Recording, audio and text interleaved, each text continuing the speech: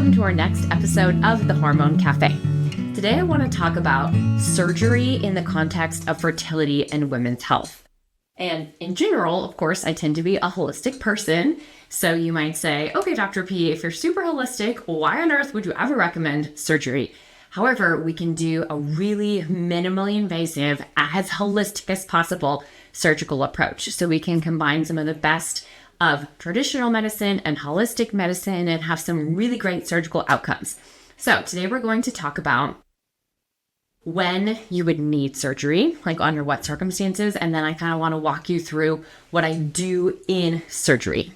So for example, if you have PCOS and you have very irregular cycles and you have a really high anti-Müllerian hormone, or you have really enlarged ovaries, or a really high LH to FSH ratio, and all the other things that you're doing aren't working. So if you're really eating along our PCOS diet guidelines and taking your supplements, and it just seems like you're hitting a metabolic wall past which you cannot budge, it can be really helpful to do something called an ovarian wedge resection, where we reconstruct your ovaries to be back to their normal regular size so they can ovulate and make hormones properly. So that's a reason where we can really be helpful with surgery. If you have an ovarian cyst, especially if it's larger than 5 to 10 centimeters and it's been there for more than one cycle and we can't dissolve it with something like progesterone, then that can be really helpful to have that removed and do surgery. If your fallopian tubes are closed or blocked, we can go in and reconstruct your fallopian tube and try to get one or both of your tubes open.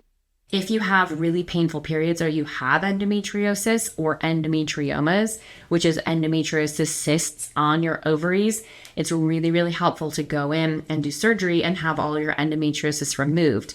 Or if you've been trying to have a baby for more than 6 months and you're ovulating well, your hormones are balanced, we feel like something is missing, it's helpful to do exploratory surgery to make sure you don't have something like silent endometriosis or anything else like scar tissue that we can't see on an ultrasound that could be inhibiting your fertility.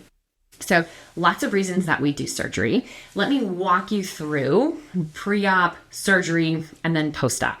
So if we decide that you're going to have a major surgery in the week leading up to surgery, and ideally in the month, I have you act like you're going to train for a marathon. So you really want to be conditioning yourself so you can recover and get back to yourself as quickly as possible. So you want to have your best exercise regimen, no sugar, no alcohol, be eating a lot of protein, and then the night before your surgery, you're going to want to do high fat, high protein, high carbohydrate meal, because on the morning of surgery, you can't eat or drink anything after midnight. So leading up to surgery, you want to make sure you're getting an appropriate caloric intake and getting enough hydration. So I have you drink 2 liters of water leading up to surgery. So lots of things that we do in order to prepare our bodies for surgery to make sure that it is going to be stressful on your body to have surgery. So we really want to mitigate that stress, mitigate that inflammation as much as possible. The other important thing to do to prep for surgery is to make a bunch of healthy meals that you can put in your freezer, because the last thing that you're going to want to do when you're post-op and recovering and not feeling well is cook a bunch of meals. So you really want to make sure that you have a good support system in place and a lot of healthy meals and healthy drinks, whether that's electrolyte water, regular water, bone broth, things that you can just sip on to really nourish your recovery. So you want to be your best, healthiest self in preparation for surgery. And then you also want to make sure that you have all the tools, recovery tools available so you can get back to yourself as quickly as possible after surgery. So the morning of surgery, you can't eat or drink anything after midnight, and you don't take any of your vitamins. And then we do all of our surgeries at the hospital. So we change you into a gown, and then we put you completely asleep under general anesthesia. And then while in surgery, as long as you're asleep, I like to kill all the birds with one stone. So for example, in surgery, I always flush your fallopian tubes, because HSGs or hysterosalpingograms, where we flush your fallopian tubes, are really, really painful to do that in the office. So as long as you're asleep, we might as well do all the things that we can to make sure that we're really optimizing everything that we possibly can. So in surgery, we do something called an ERAS protocol, so enhanced recovery after surgery, which means that we're doing things and giving you certain medications to prevent your body from having a lot of stress from the surgery, to prevent as much pain as we can, and to prevent post-op nausea, so you can get back to yourself as fast as possible. I also have the nurses in surgery use very specialized soaps so that we don't throw off your microbiome as much as possible, whether that's your gut microbiome, your vaginal microbiome, because we don't want you to have surgery and then to get a bacterial vaginosis infection or throw off your vaginal microbiome. So there's a lot of specialized things that we do in the operating room to make sure that we help you recover as quickly as possible. So we want it to be sterile and we want you to be clean, but we don't want to totally throw off your microbiome. So the first thing that we do after we put you asleep is I always put a camera in your uterus. This is called a hysteroscopy because I want to make sure, same thing with that super thorough approach. We don't want to miss anything. So as long as you're asleep, we want to check everything that we possibly can. So I always put a camera inside your uterus and look, and the things that I'm looking for are, does your uterus lining look healthy? Does it look infected? Is there any scarring in it? Can I see the entrances to both your fallopian tubes? Those are called your tubal ostia. And sometimes your uterus lining looks like what I call a shed carpet, meaning there's some redundant endometrial tissue or endometrial folds. So I can go in and give your uterus lining a haircut, meaning go in and cut off any dead cells inside your uterus lining to make sure it's very rejuvenated. I use this little device called a MyoSure, which I call this a Sonicare toothbrush for your uterus, meaning that we can gently brush and shave off any dead or abnormal cells without damaging the underlying tissue. And then there's a little suction, kind of like the suction that you use at the dentist, in order to gently suck out those cells so we can be really, really gentle and not damage your actual uterus lining. So it's really helpful to put a camera in the uterus and make sure that we're not missing anything.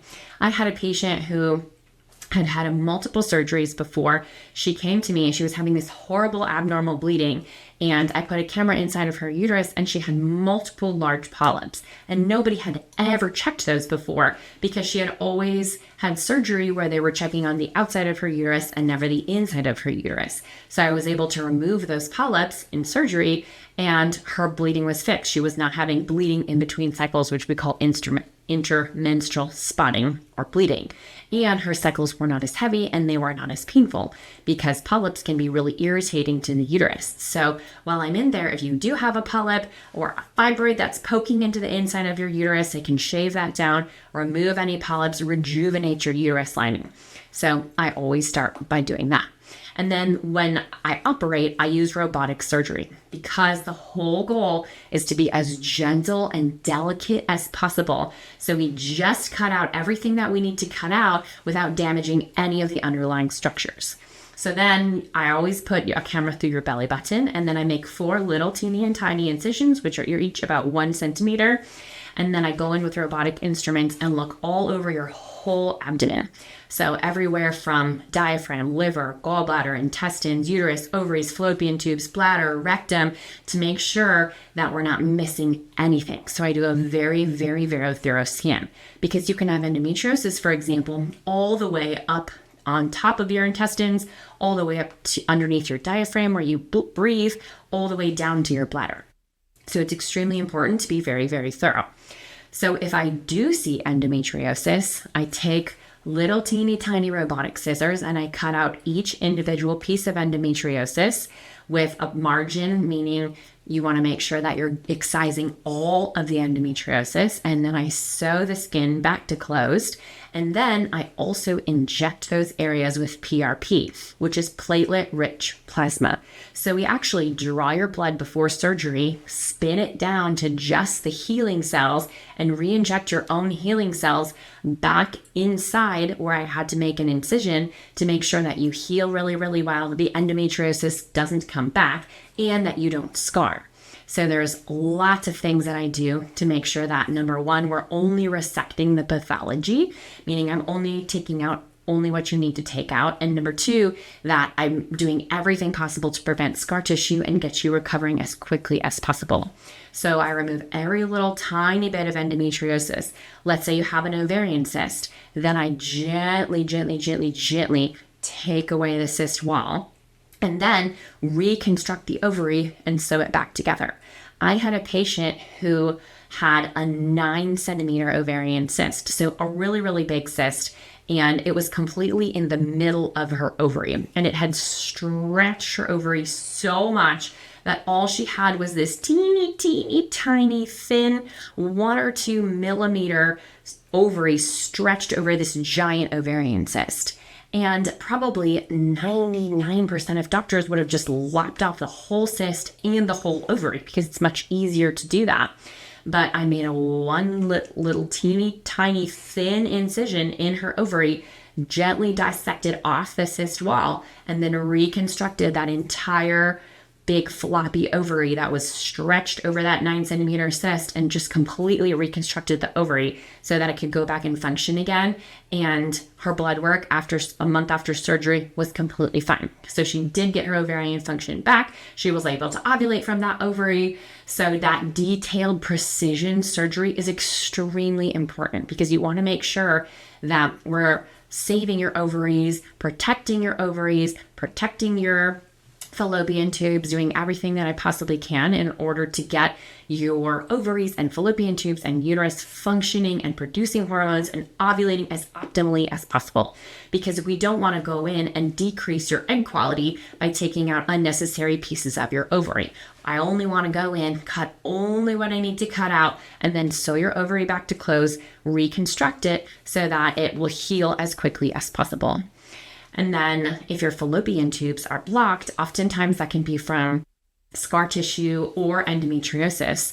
So I have to go and either cut off the scar tissue or take out the damaged portion of the fallopian tube and then reconstruct the tube and sew the two ends back together, and then put a little cannula through the tube to make sure that the whole fallopian tube is open.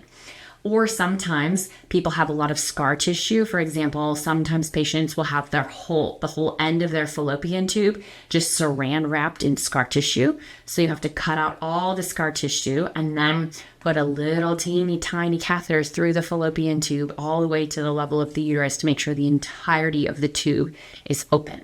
So those are the kind of really delicate, gentle things that I do in surgery. Sometimes people have endometriosis on their bladder. So I have to go and cut it off the bladder, or on their rectum, or behind their rectum is very, very common. So wherever it is, you definitely want to make sure that the surgeon goes in and cuts it all out entirely. The other thing that I do is I'll do certain sprays or polymers to make sure that while that area is healing, where we had to take endometriosis or take out an ovarian cyst or reconstruct the fallopian tube, I want to make sure that nothing sticks to that area. So that's also part of those really detailed procedures that I do in order to restore your anatomy as quickly as possible, protect all the areas, prevent scar tissue, and make sure that you can heal as quickly as possible. Because if you have multiple areas where I have to remove endometriosis and sew the skin back to closed, then you're going to have little teeny tiny incisions on the inside. And we want to make sure that those can heal as quickly as possible. So how long do our surgeries take? Usually we plan anywhere from 2 to 5 hours so that nobody's in a hurry, nobody's stressed, the entire team knows what they're doing. If we go in and we don't find very much endometriosis, it's not going to take a very long time. If I go in and I have to reconstruct your fallopian tubes, take out a lot of scar tissue, take out a lot of endometriosis, sometimes the surgery can take longer, and we plan for that so that nobody's in a rush and I can literally take my time and do every possible thing that your body needs to restore you back to your normal anatomy, heal, and recover. So you wake up from surgery, and then before you leave, usually you have to be able to eat and your pain has to be under control, and then you actually go home the same day. But I always tell my patients having surgery is only the middle of your journey. It's never the end of your journey, because I make everybody do a lot of work after surgery, number one, so that they can recover as quickly as possible, and number two, so that things like endometriosis or ovarian cysts or scar tissue don't grow back. So there's all kinds of things we can do. For example, sometimes we have to go to a pelvic floor physical therapist to help us massage out any scar tissue or prevent scar tissue. Oftentimes I'll put people on an endometriosis diet, meaning I'll have them eat or not eat certain things. So especially you can't eat sugar, you can't eat processed foods, and You can't eat any white bread or white carbohydrates for 3 months after endometriosis surgery because we want to decrease inflammation and we do not want endometriosis growing back. You can't lift anything over 25 pounds or work out for 4 weeks after surgery because I don't want any of those internal stitches to break open. So you have to be really gentle on yourself. And then after the 4 weeks, we reintroduce exercise in a slower fashion because your body will be a little bit deconditioned if you haven't worked out for a month.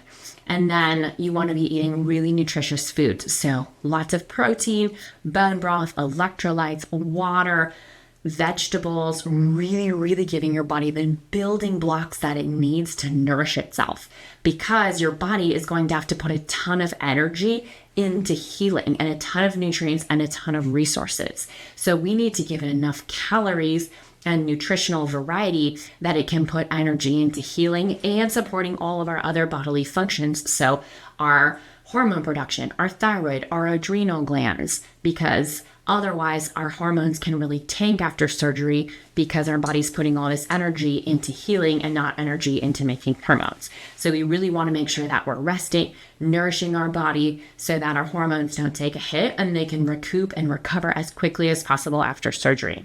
Sometimes people ask me, how early can I try to conceive after I have surgery? So within 2 weeks. Usually if we're doing fertility surgery or endometriosis surgery, you have to take 1 month off, the month that you have surgery, and then 2 weeks after, you can definitely try to conceive that cycle. So in that same philosophy where I try to get you back to yourself healing as quickly as possible, we try to make sure that you can try to conceive in that very next cycle.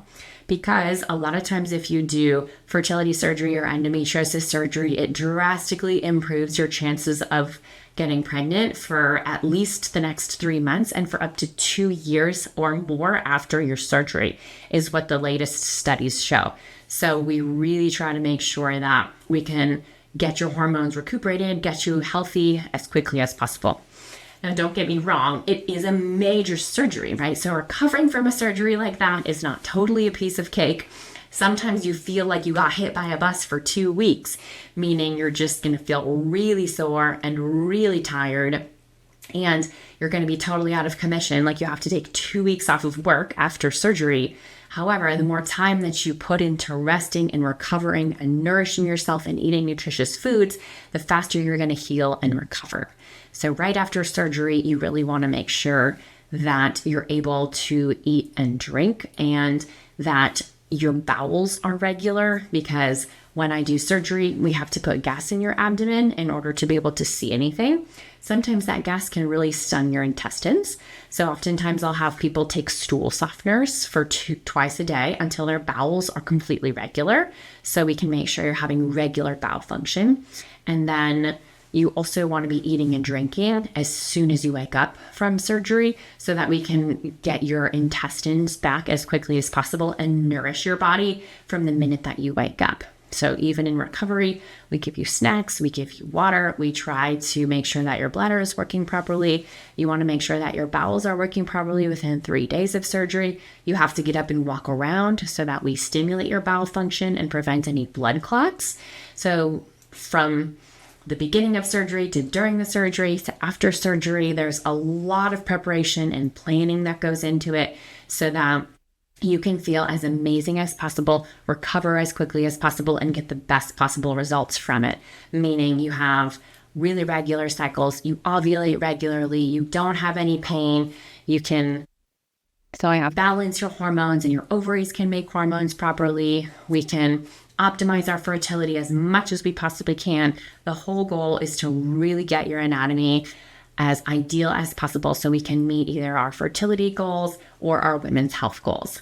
If you have any questions about surgery, if you're wondering that if that's a good fit for you or not, if you've been struggling with irregular cycles or ovarian cysts or PCOS, or you've been trying to get pregnant and you just feel like you're doing all the things and you feel like we're missing something, then it's definitely worth talking about, would it be a good idea to do surgery to see if we can help my PCOS, help my endometriosis, help my fertility. If you have any questions, please do not hesitate to reach out, do a consultation, give me a call. Thank you so much for joining us today, and please join us for the next episode of the Hormone Café.